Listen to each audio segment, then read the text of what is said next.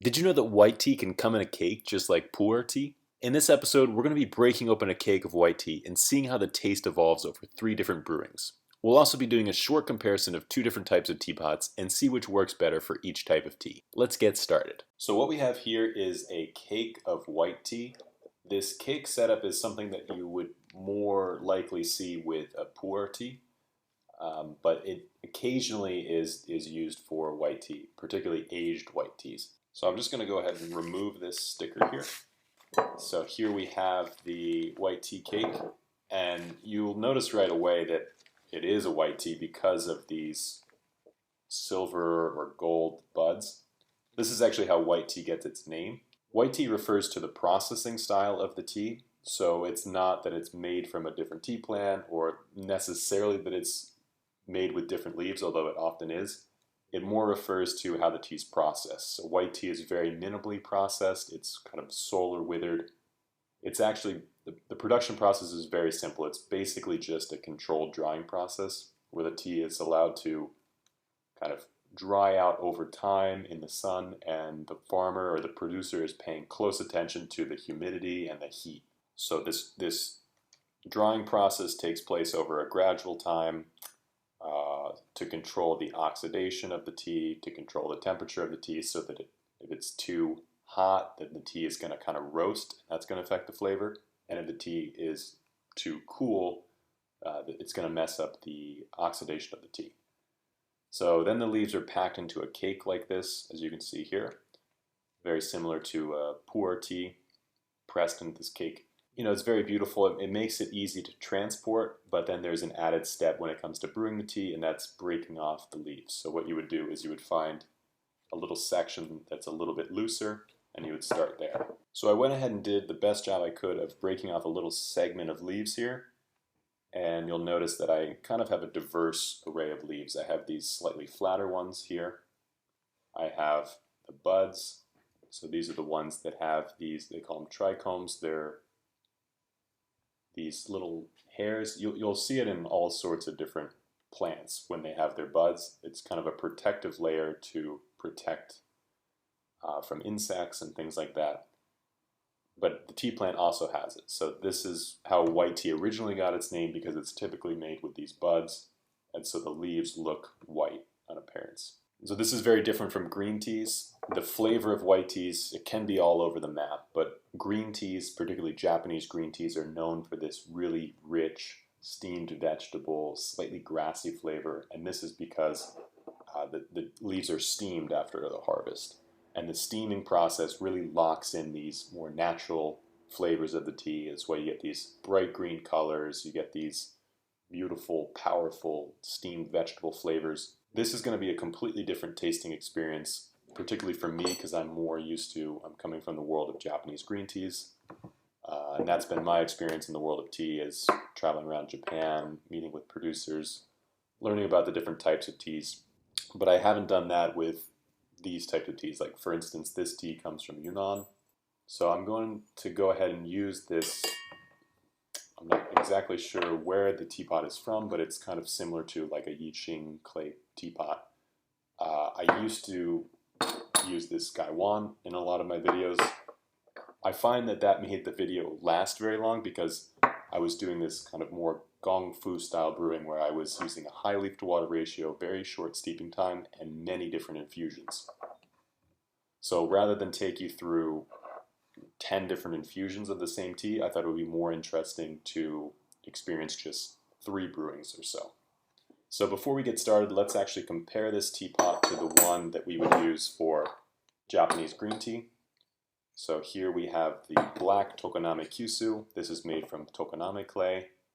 It's coming from the region of Tokoname, which is known for producing the best clay teapots in Japan. It's made from slightly unglazed clay, so you can see that there's like a little bit of a matte finish on both of these. And this allows the tea to actually interact with the clay itself. So the porosity of the clay is actually going to affect the brewing experience of these 2 teas. So it's similar there. Where it differs is, first of all, the size, the capacity of the teapot. This is going to be able to hold more water, so you can produce larger quantities of tea. And then also the filter. So hard to see here, but this one is clearly designed for much larger leaves. You can see there's very large holes in here, and this one is designed to handle smaller leaves. So if you're brewing these smaller leaf teas like Fukumushi Sencha, for example, this super green Japanese green tea, you're definitely going to want to use a built-in filter that has these smaller holes in it. Or you can use a mesh metal filter like that you would find in the Fukumushi Teapot, which can really do a great job when it comes to filtering out these smaller leaves. But right now we're actually using a larger leaf tea. This white tea has larger leaves, so we can use this teapot. I'm going to go ahead and pour in some water here. I'm using 90 degrees Celsius. So for this one, I'm using a slightly larger, slightly smaller leaf to water ratio, I should say, than what I typically do. I typically do 3 to 5 grams in this gaiwan and then fill the rest with water. So it's a very high leaf to water ratio. But now that I'm doing slightly longer brewings, I'm going to try a minute here. Let's go ahead and pour out our first brewing. And you have to kind of adjust the brewing time of this tea because it has such a slow pour. It takes like 15 seconds to pour out. So you actually have to pour it out a little bit early. Go ahead and get a smell of the leaves. But the leaves are, the aroma coming off the leaves is much more mature. It's much more earthy. A little bit smoky even. Let's try the first infusion.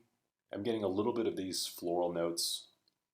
I'm getting some of that peachiness that I typically get with white tea, but it's not like this concentrated sweet flavor that I get with some white teas. It's a little more nuanced. There's a little bit of a bitter finish to it. I would say a lot of the white teas that I've had in the past are very fruit forward, so I get the peach, I get the apricot, not so much of the floral notes, but this one I'm getting much more of the floral notes, a little bit more of the dryness, and the fruitiness is there, but it's kind of relegated to the background. There's some type of syrup that I'm noticing. It's not quite the honey or the dried honey. It's more like a maple syrup, actually. The first brewing was very good. Let's see how this taste evolves in the next brewing.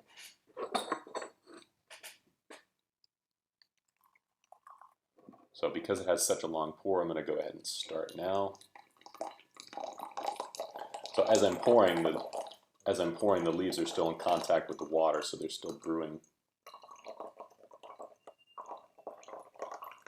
Some leaf particles floating around. And this is something that you're going to get when you use this larger filter. It's going to let some leaves to pass through. So if you're brewing a small leaf tea, it's really important that you go for the Kyushu teapot, or if you're brewing like a Fukumushi Sencha, which has really small leaves and it produces this really nice cloudy green color, go for one with a mesh filter like the red Kyushu or the Fukumushi teapot. Yeah, I like that a lot more actually. I'm getting more of this peachiness to the tea. It's not quite as dry as the first one actually. I can see this tea working well as a cold brew because you get, more of these flowery, fruity characteristics and less of that bitterness. It's interesting because the fruitiness is returning, but the sweetness is kind of subsiding. So you're getting, less of this fruity sweetness.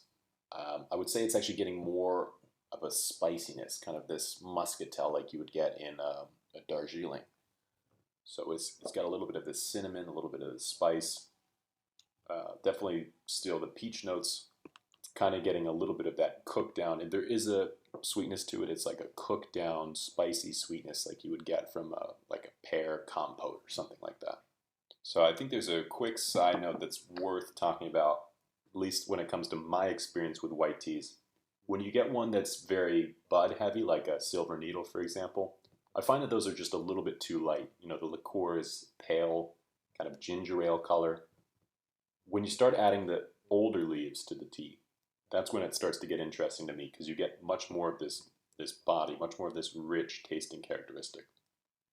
You do kind of need, in addition to these flowery aromatics, which are always nice, you do kind of need some character to the tea. And I find that in the past when I've found white teas that I really like, chances are they have more of these older leaves. And if you look at this white tea cake here, you'll see it's a pretty healthy blend of the two. I would say maybe 50-50 of these light white buds and the darker older leaves. So I always like, when I'm personally looking for a white tea, I like to have that mix of the two of them because you're getting more of a complex tasting experience. Let's go ahead and take this for a third and final infusion.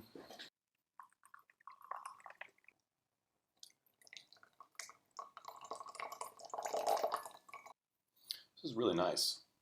I would say actually this is my favorite brewing overall.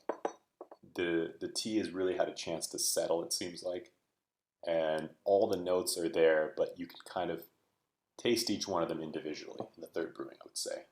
So you have some of this peachiness that you can definitely notice, but then you have this kind of drifting in and out. You have this slightly bitterness that kind of rounds out the tea and gives it some character. You do have these floral notes, but they're a little more in the background. Yeah, it's kind of like this warm, sweet spiciness. Like I was getting with the Darjeeling the other day, I got this kind of, they call it muscatel. It's like this cooked, spicy, sweet, really nice flavor that you get for that particular tea, but I'm also getting it here with this white tea. So I hope you enjoyed this video on the white tea cake. This is something that you may see more and more of as aging white teas is becoming more popular. So you can press the leaves into a cake and then kind of store them in different conditions. And the tea will actually age over time. And some people say that it gets sweeter and smoother. So this is something that's definitely worth looking into if you're a fan of white teas.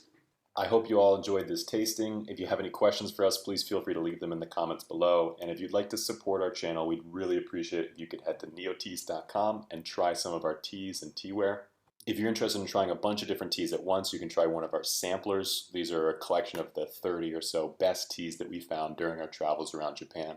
So if you're not really sure which kind of teas you like, what you can do is try a whole bunch out at once and see which ones speak to you.